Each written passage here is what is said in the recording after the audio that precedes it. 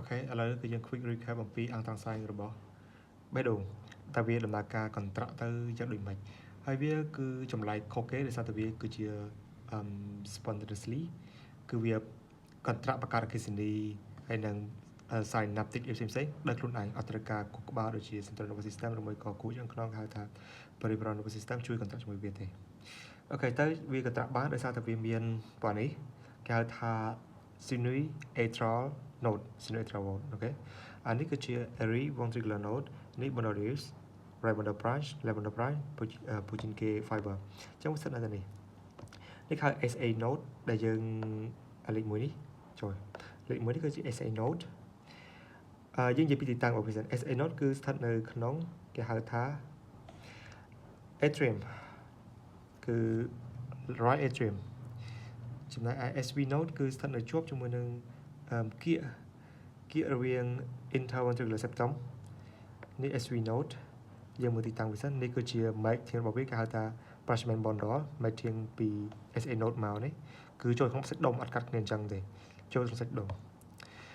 សំខាន់មួយទៀតលេខ3នេះគេហៅថា Bonodales គឺស្ថិតនៅចំកណ្ដាល intraventricular septum នេះតែម្ដង Bonodales ដែលចេញជាពីរដែលមានដូចជា right bundle branch និង left bundle branch មកនេះគឺ right bundle branch ទៅនេះគឺ left bundle branch ហើយសួរថាបើចេញគេ fiber នៅណានៅនេះតែទូចៗហ្នឹងគឺវាតូចជាងនឹងទៀតតែមកទៅស្អាតយើងបាត់ឃើញជាងគេ fiber អញ្ចឹងនៅក្នុងការ load របស់វា SA node គឺវា load ចាប់ពី60ទៅ80 bits per minute area ventricular គឺវា load តែ40ទៅ50 bits per minute ទេចំណែកឯពួកអាកដានេះគឺ intraventricular septum នេះគឺ load តែ30ទៅ40 bits per minute អានេះដូចគ្នាគឺ30ទៅ40ដូចគ្នាអូខេតែប៉ុណ្ណាទេហើយចំពោះឈាមបាញ់គឺឈាមបាញ់គឺឡើងពី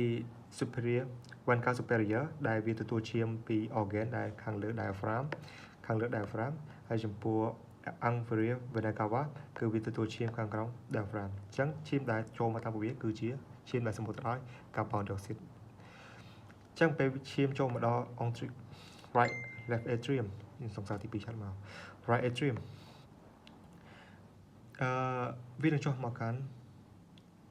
right ventricular ហើយវានឹងបាញ់ទៅកាន់អត្តាពុលម្នាក់នេះនឹងបាញ់ទៅសុទ្ធខាងឆ្វេងហើយខាងនេះនឹងបាញ់ទៅសុទ្ធខាងស្ដាំតំណង gap junction gap junction នៅក្នុងសាច់ដុំបេះដូងហ្នឹងគឺវាមានបែបតំណងរវាង nodal cell ដែលយើងនិយាយមុនហ្នឹងអំពី SV node SA node SV bundle branch Purkinje fiber ហ្នឹងពួកនេះហើយគឺតំណងជាមួយនឹង contractile cell ដែលគឺជាសាច់ដុំរបស់យើងទូទៅ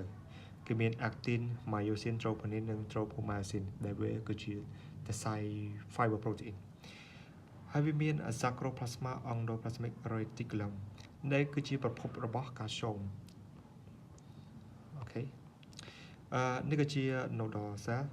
ដែលយើងដាក់ចុងជ្រុងហ្នឹងទៅហើយនេះគឺជាសាច់ដុំបេះដូងសាច់ដុំទូទៅរបស់យើងអូខេ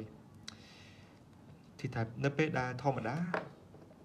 បន្ទាប់ពីយើងធ្វើដំណើរបន្ទាប់ពីយើងងើបពីនេះគឺ way 0យើងនិយាយតាមរូបវិទ្យាចេះទៅចេះអញ្ចឹងទៅគឺ way 0គឺយើងងើបពី way 0អីក៏ដោយងើបទៅក៏មានការ unflock ចូលរបស់អានេះគេហៅថាឈ្មោះវាអញ្ចឹងហ្មងគឺ funny sodium channel នេះ funny sodium channel funny sodium channel នេះគឺវានាំនៅ sodium ចូលដែលពោពេញទៅដោយបន្ទុក more positive កាលណាបន្ទុកអ៊ីយ៉ុងអវិជ្ជមានច្រើនគឺវាគេហៅថា depolarization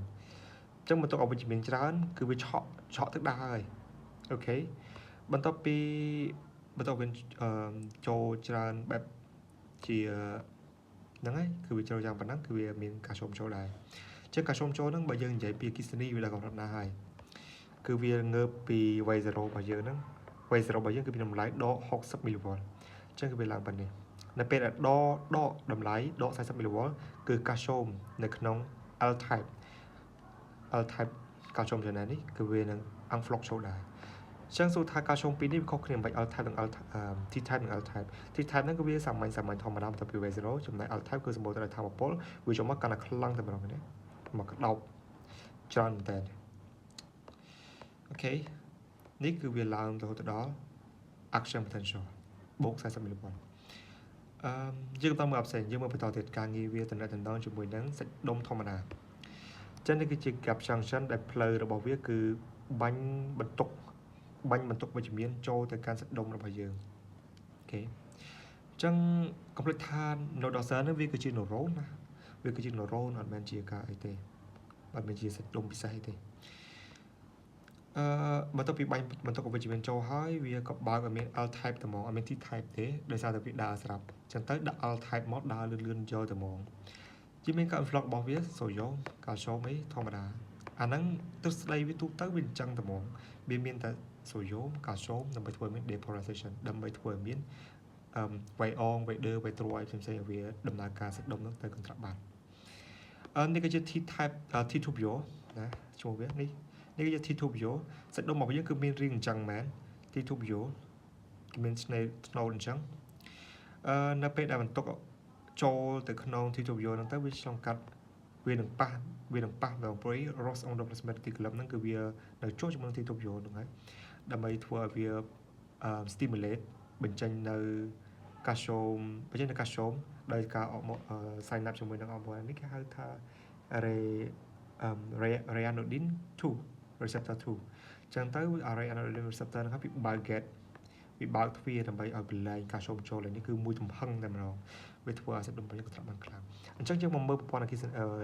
ក្រាបអគ្គិសនីទៅវាដូចម៉េចទៅអញ្ចឹងនេះដក90 mV ហើយបានតម្លៃវាខុសគ្នាអានេះទៅដក60អានេះដក90ធម្មតាធម្មជាតិគឺមានច្បាប់មួយគឺ perfection of nature វារក្សាបាននៅតម្លៃគេថាថ្លឹងថ្លែងគ្នាប្រៀបធៀបគ្នាបានបែបនេះដោយសារតែសាច់ដុំរបស់យើងគឺត្រូវការដែលថាមានជាលំដាប់អញ្ចឹងទៅវាអាចស្មើគ្នាទេកាលណាស្មើគ្នាវាអាចធ្វើឲ្យបេះដូងយើងលោតទៅណាទៅណីបាត់អញ្ចឹងគឺវាខុសពីលក្ខខណ្ឌដែលយើងចង់បានដល់90 mV នេះគឺងើបយកតែហ្មងដូចជា L type ណាអត់មាន T type អត់មានងើបចេះទេគឺ L type ងើបយកទៅប្រូចតែម្ដងចំពោះដល់70 mV នេះគឺ threshold potential ដែលអាចធ្វើឲ្យកាល់ស្យូម2បូកដែលយើងមើលមុនហ្នឹងនេះកាល់ស្យូម2បូកចូលបានគឺ threshold potential ហើយវាតម្លៃខ្ពស់របស់វាបំផុតគឺត្រឹមតែ10 mV ទេ10 mV អញ្ចឹងយើងមើលដំណឹងសិន10 mV ទៅវាធ្វើអីខ្លះនៅក្នុងហ្នឹងកន្ត្រាក់សាច់ដុំបេះដូងហ្នឹងគឺកន្ត្រាក់របៀបម៉េចអញ្ចឹងនេះគឺជាdiaphragm កាត់ទេនេះគឺជាគេហៅថាខ្សែមានអាក់ទីនភ្ជាប់ជាមួយនឹងអាក់ទីនភ្ជាប់ជាមួយនឹង troponin តែ troponin គីឡូបាត់ហើយ troponin គឺដូចជាមកនេះណានេះគឺជាការសាយណាប់របស់ neuron ចូលគឺ acetylcholine ហើយ T tubule ដែលយើងបង្ហាញមិញហ្នឹងគឺនៅនេះគឺជា T tubule យើងមើលបញ្ចុំទៅ T tubule គឺរាងវាកាត់បញ្ចុំបែបនេះវាគឺជាស្ទប់ចុងក្រោយរបស់ស្ទប់សាច់ដុំដែលសម្បត្តិរបស់វាគេហៅថា sacroiliac ណាអូខេយើងមើលបន្ទាប់ T tubule គឺបញ្ចុំទៅធ្វើឲ្យកាល់ស្យូមចេញពី Ross endoplasmic reticulum sacrum endoplasmic reticulum អូខេខាងនេះស្អីទេចឹងនៅពេលដែលកាល់ស្យូមចូលដូចតែយើងបង្ហាញមុនហ្នឹងគឺស្ថិតនៅក្នុង threshold potential ដក70 mV កាលណាកាល់ស្យូមចូលទៅវាបានជាមួយនឹង active site របស់វានេះអាខ្មៅនេះគឺបែរ active site នេះគេហៅថា troponin នេះខៀវៗណាហើយ troponin ហ្នឹងគឺវាបានជាមួយនឹងខៀវៗនេះអវលនេះអាហ្នឹងគេហៅថា tropomyosin ចំណែកអាមួយនេះគេហៅ actin អញ្ចឹងកាលណាដែលបានទៅនេះ ATP នឹងបុកជាមួយនឹង myosin head របស់សាច់ដុំ zinc filament របស់យើងនឹងផលិតទៅជា ADP បូកជាមួយនឹង phosphate anorganic ដើម្បីឲ្យសាច់ដុំនឹងអាចកន្ត្រាក់ក្តោបចូលគ្នាបានអញ្ចឹងទៅការកន្ត្រាក់សាច់ដុំគឺជាការក្តោបចូលគ្នារបស់ប្រព័ន្ធ filament នឹងឯងអូខេប៉ុណ្្នឹងទេបន្ទាប់ពីពួកវាធ្វើការរួចអស់ហើយពួកវាទៅណាពួកវាក៏ជាសម្រាប់យើងដែរអញ្ចឹងដើម្បីអាចសម្រាកបានយកកាល់ស្យូមចេញកាលណាបន្ទុកអវិជ្ជមានចេញទៅអស់វាសល់តែបន្ទុកអវិជ្ជមានអញ្ចឹងចាប់ផ្ដើមបូកហើយមួយវិញទៀតទាំងពីរនាក់ហ្នឹងនៅពេលដែលវាដល់ចំណុចខ្ពស់បំផុតវាតែចុះមកវិញ យើងដោយសារយើងនិយាយពី cell យើងនិយាយពី cell មុនចុះចឹងចំពោះ cell គឺវាចុះតាមលំដាប់វាចុះប្រើទេវាចុះតាមលំដាប់ប៉ុន្តែ neuron គឺចុះប្រើចឹង cell ចុះតាមលំដាប់វាមិនទៅដោយសារតែកាល់ស្យូមនៅតែអង្គ flock ចូលវាសម្បូរពេកចំណែកឯ potassium គឺចេញ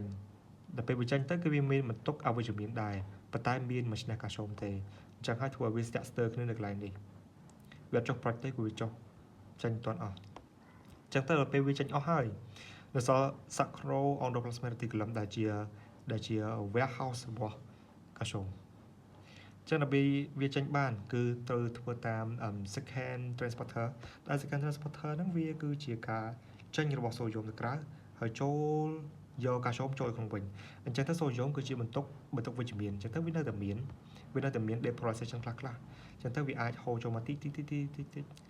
រហូតដល់តែ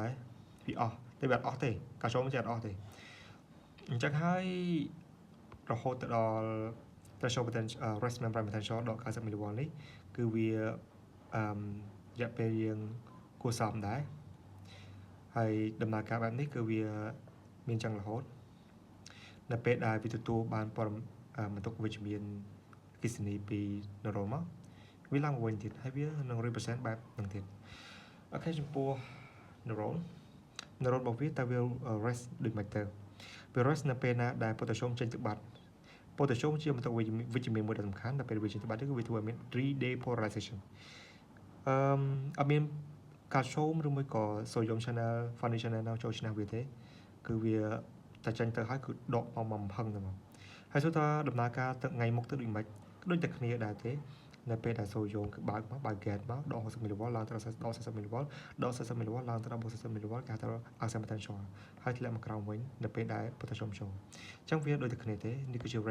repeat ម្ដងហើយម្ដងទៀតធ្វើឲ្យវីដេអូយើងអាច contract បានអញ្ចឹងចប់